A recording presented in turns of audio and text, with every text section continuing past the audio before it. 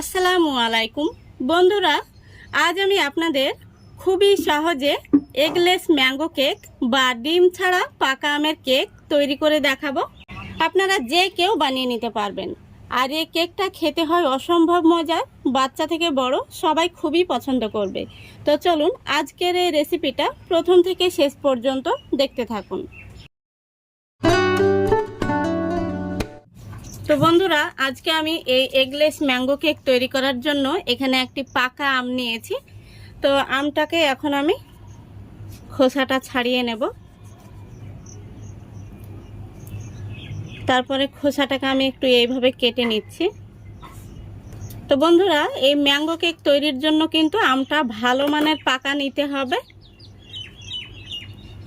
দেখুন, এইভাবে কিন্তু খোসাটা খুব সুন্দরভাবে তুলে নেওয়া যাবে, যেহেতু আমটা খুব সুন্দরভাবে পেকে গেছে। তো দেখুন, সম্পূর্ণ খোসাটা আমি ছিলে নিয়েছি। এবার আমি এখানে একটি স্টেনার নিয়ে নিচ্ছি, আর এই স্টেনারের মাধ্যমে আমটাকে ঘষে ঘষে আমের যে জুসটা হয় সেটা বের করে নেব। যেহেতু আমটা ভালো মানের পাকা, তাই খুব সহজে কিন্তু জুসটা বের হয়ে যাবে।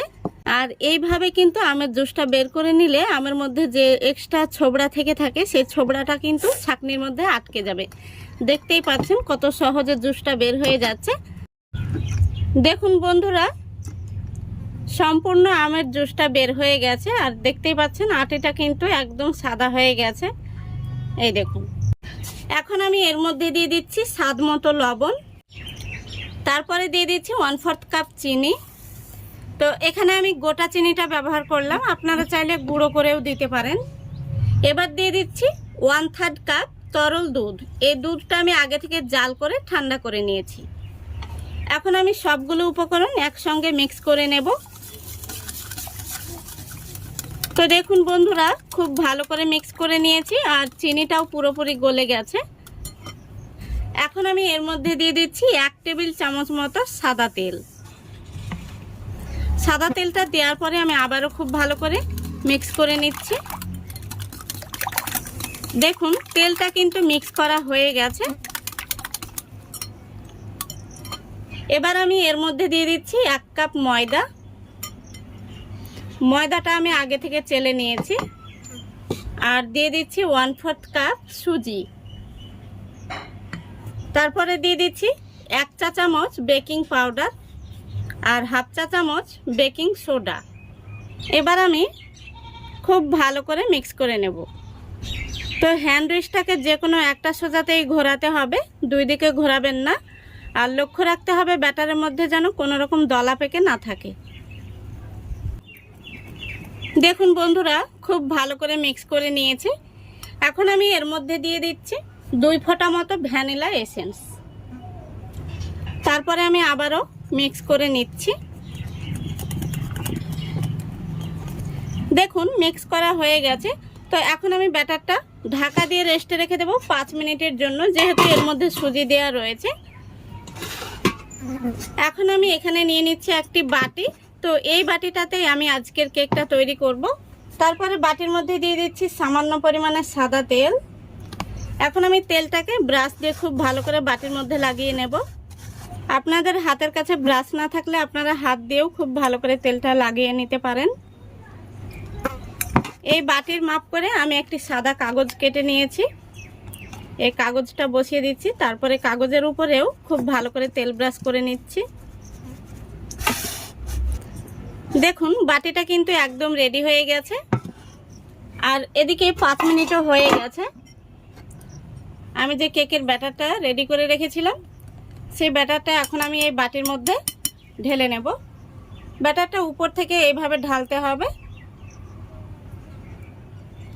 দেখুন, সম্পূর্ণ কেকের ব্যাটারটা আমি বাটির মধ্যে ঢেলে নিয়েছি। এখন আমি 2 থেকে 3 বার এইভাবে একটু ট্যাপ করে নিচ্ছি, এতে করে ভেতরে বাতাস থাকলে বাতাসটা বেরিয়ে যাবে। এদিকে দেখুন, গ্যাসটা অন করে আমি 5 মিনিট আগে থেকে কড়াইটা ফ্রি হিট করে নিয়েছি। এখন আমি এই কড়াইয়ের মধ্যে দিয়ে দিচ্ছি কেকের ব্যাটারটা। তারপরে আমি খুব ভালো করে ঢাকা দিয়ে দিচ্ছি। এবার গ্যাসের ফ্লেমটা লো ফ্লেমে রেখে পুরো 40 মিনিট আমি জাল করে নেব, তাহলে কিন্তু আমাদের কেকটা রেডি হয়ে যাবে। তো ফিরে আসছে 40 মিনিট পর। দেখুন বন্ধুরা, পুরো 40 মিনিট হয়ে গেছে। এখন আমি ঢাকনাটা খুলে দেখে নেব কেকটা কেমন হয়েছে। আলহামদুলিল্লাহ, দেখুন কেকটা কত সুন্দর হয়েছে আর দারুণ একটি কালার এসছে। এখন আমি একটি কাঠি নিয়েছি, এই কাঠি দিয়ে দেখে নেব কেকটা ভেতর থেকে হয়েছে নাকি কাঁচা রয়েছে। দেখুন কাঠিটা কিন্তু একদম পরিষ্কার বেরিয়েছে, তার মানে কেকটা খুব সুন্দরভাবে হয়ে গেছে। এখন আমি গ্যাসটা অফ করে দিচ্ছি আর কেকের বাটিটা নামিয়ে ঠান্ডা করে নেব। তো ঠান্ডা করার পর আমি আপনাদের দেখাচ্ছি কেমন হয়েছে। দেখুন বন্ধুরা, কেকটাকে আমি ঠান্ডা করে নিয়েছি আর কেকটা দেখুন সাইড থেকে কত সুন্দরভাবে ছেড়ে ছেড়ে আসছে। এখন আমি কেকটাকে একটি প্লেটে বের করে নেব।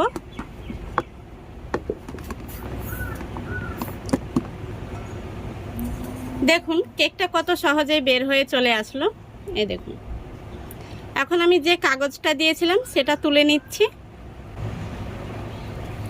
দেখুন কেকের পিছন দিকটাতে কত সুন্দর কালার এসছে আর কতটা স্পঞ্জি হয়েছে, দেখুন কত সুন্দর হয়েছে কেকটা।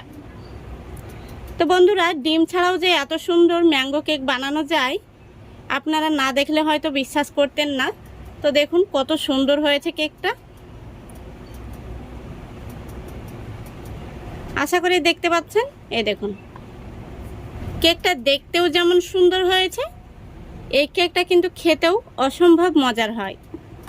এখন আমি কেকটা আপনাদের কেটে দেখিয়ে দিচ্ছি ভেতর থেকে কেমন হয়েছে।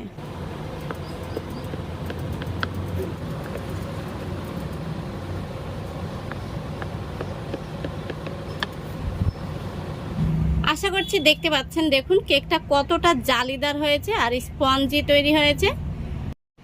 তো ডিম ছাড়াও যে পাকা আম দিয়ে এত সুন্দর কেক বানানো যায় সেটা আপনাদের দেখিয়ে দিলাম। তো এই পাকা আমের সিজনে পাকা আম ফুরিয়ে যাওয়ার আগেই একবার হলেও বাড়িতে আপনারা বানিয়ে দেখবেন, বাচ্চা থেকে বড় সবাই খুবই পছন্দ করবে আর খেতেও অসম্ভব মজার হয়। তো আশা করছি আজকের এই রেসিপিটা আপনাদের ভালো লেগেছে। যদি ভালো লেগে থাকে অবশ্যই লাইক কমেন্ট শেয়ার করে দেবেন এবং চ্যানেলটিকে সাবস্ক্রাইব করে অল নোটিফিকেশানটি অন করে দেবেন। আজকের মতো এখানেই বিদায় নিচ্ছি। সবাই ভালো থাকবেন, সুস্থ থাকবেন। খোদা হাফেজ।